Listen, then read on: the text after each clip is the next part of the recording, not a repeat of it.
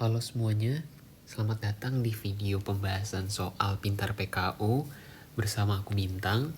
Dan di video pembahasan soal kali ini kita akan belajar mengenai elektrokimia pada mata kuliah Kimia, Sains, dan Teknologi di minggu ke-11. Oke, kalau gitu kita langsung ke soalnya aja.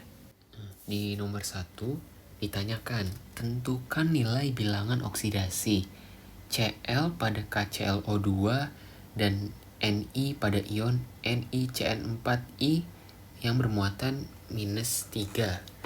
Nah, berarti di sini kita juga perlu tahu gitu ya, bilangan oksidasi unsur-unsur yang memang fundamental gitu atau dasar, seperti golongan 1, 2, 3, 7, kemudian bilangan-bilangan oksidasi lainnya yang memang dapat membantu kita dalam mengerjakan soal seperti ini.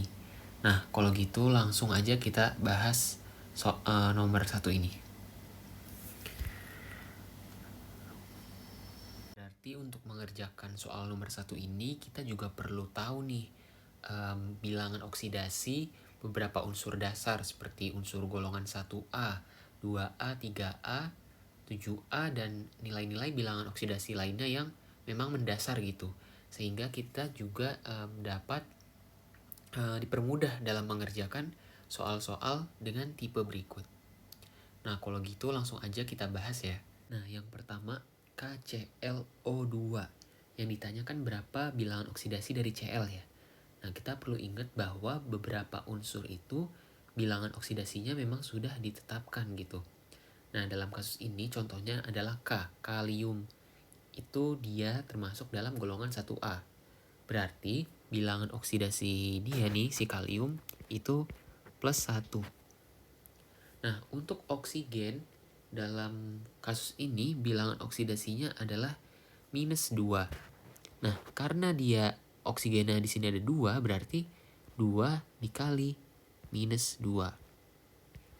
Nah, karena ini dalam keadaan tidak bermuatan gitu ya, berarti jumlah total bilangan oksidasi seharusnya pada senyawa ini adalah 0. Nah, berapa nih bilangan oksidasi dari Cl yang membuat angka ini semuanya menjadi 0?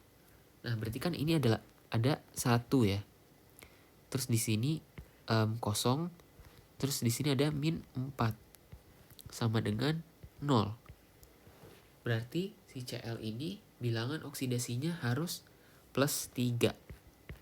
Ya, jadi di sini harus ada +3. Karena 1 ditambah 3 dikurang 4 sama dengan 0. Oke, untuk pertanyaan selanjutnya nih, ada sebuah ion kompleks NiCN4I dengan muatan -3. Ini adalah sebuah ion kompleks, dan di sini kita ditanyakan berapa bilangan oksidasi dari nikel Ni ini. Nah, kita perlu tahu bahwa Cn ini adalah satu kesatuan yang bilangan oksidasinya itu -1. Dan I adalah golongan 7A, yang berarti bilangan oksidasinya juga -1. Nah, tapi si Cn ini perlu kita ingat ya bahwa dia ini ada 4. Berarti bisa kita tulis gini. 4 dikali -1 dikurang 1 ya, bilangan oksidasinya dari I harus sama dengan -3. Nah, berarti berapa nih si Ni yang memenuhi persamaan berikut agar ion kompleks ini bermuatan -3. Berarti dalam kasus ini Ni memiliki bilangan oksidasi sebanyak +2. 2 dikurang 4 dikurang 1 sama dengan -3. Nah, karena soalnya sudah selesai, ayo kita lanjut ke nomor berikutnya. Nomor 2. Pada reaksi berikut, H2SO4 ditambah Hi menjadi H2S plus I2 plus H2O. 1 mol asam sulfat dapat mengoksidasi hidrogen iodida sebanyak Nah, berarti ini kan suatu reaksi kimia ya.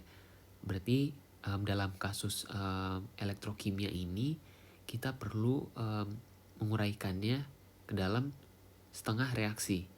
Nah, kalau gitu langsung aja yuk kita bahas. Untuk soal nomor 2 ini perlu kita tahu bahwa reaksi redoks ini terjadi di medium asam. Nah, dalam mengerjakan soal dengan tipe ini berarti kita harus bisa mengoperasikan metode setengah reaksi. Nah, langkah pertama itu kita perlu tahu mana zat yang tereduksi dan teroksidasi. Nah, di sini aku tandain pakai R dan O ya. Maksudnya apa? R ini melambangkan reduksi. Reduksi ini melambangkan si S ini. Di reaksi awal tadi, di soal, si S ini mengalami reduksi. Dan si I ini, iodin, mengalami oksidasi, yaitu kenaikan bilangan oksidasi. Nah, jadi di sini aku pisah sesuai dengan metode setengah reaksi. Nah, selanjutnya kita juga perlu tahu apakah atom utamanya udah setara atau belum. Selain atom O dan H. Berarti kan di sini ada S ya. Dan di sini ada I. Apakah udah setara nih? Kita udah setarain belum? Kalau di sini udah berarti oke, kita lanjut ke step berikutnya, yaitu menyetarakan atom O dan H. Nah, di sini kan ada atom O, di sini enggak ada kan ya tadinya. Nah, ketika kita mengerjakan di medium asam, ketika kita kekurangan oksigen, berarti kita harus menambahkan air H2O. Sebanyak apa? Sebanyak oksigen nih yang diminta, berarti kan 4 ya. Dan kemudian ketika di sini ada 8H, di sini kan tadinya belum ada ya H. Dan kalau di medium asam ketika kita kekurangan H, kita harus tambahkan H+. Sebanyak yang dibutuhkan. Di sini ada 8, berarti di sini ada 8. Nah, di di setengah reaksi lainnya yaitu di I, kita hanya memiliki satu unsur nih, si I. Berarti kita hanya perlu menyetarakan koefisien dan elektronnya juga agar setara. Di sini ada -2, di sini ada -2. Begitu juga dengan reaksi yang di atas ya. Nah, agar elektronnya bisa kita hilangkan ya, yang reaksi pertama di atas harus kita kali di 1 dan yang bawah dikali 4 agar si elektron ini jadi 8. Nah, ketika kita turunkan nih, reaksinya akan jadi seperti ini. Dan kemudian si SO4 2- dan S2- akan mengikat H yang akan menghasilkan H2SO4 plus 8HI menjadi H2S plus 4I2 plus 4H2O. Dan di sini bisa kita katakan bahwa 1 mol H2SO4 setara dengan 8 mol HI. Ya, kita bisa lihat ya di sini. Oke, itu dia penjelasan dari soal nomor 2. Kita lanjut ke nomor berikutnya. Nah, nih nomor 3 lumayan panjang ya. Ayo kita baca bareng-bareng. Pada elektrolisis CdSO4 dengan menggunakan elektroda karbon, terbentuk endapan CD sebanyak 2 gram pada katoda dengan ARCD 112. Volume oksigen pada keadaan STP yang dihasilkan pada anoda sebanyak berapa liter? Oke, langsung kita bahas yuk. Di soal nomor 3 ini ada catatan nih kalau elektroda yang digunakan itu karbon. Nah, karbon sendiri adalah elektroda inert. Apa itu artinya inert? Nah, inert berarti elektroda itu nggak ikut bereaksi gitu. Jadi, reaksi sepenuhnya terjadi pada larutan. Nah, di sini juga ada catatan STP, volumenya STP. Berarti punya satuan 22,4 liter per mol. Nah, pada elektrolisis CdSO4 ini kita perlu analisis juga nih, mana yang jadi katoda, mana yang jadi anoda. Nah, karena ini larutan CdSO4 berarti katodanya itu CD dan anodanya itu air. Hal ini didasari oleh nilai potensial reduksi standarnya. Di sini katoda punya nilai potensi reduksi standar yang lebih rendah dibanding anoda. Jadi yang tereduksi itu si CD. Nah, di sini kita bisa urain CD2+ mendapatkan 2 elektron menjadi CD yang solid. Yang mana ini adalah bentuknya endapan gitu.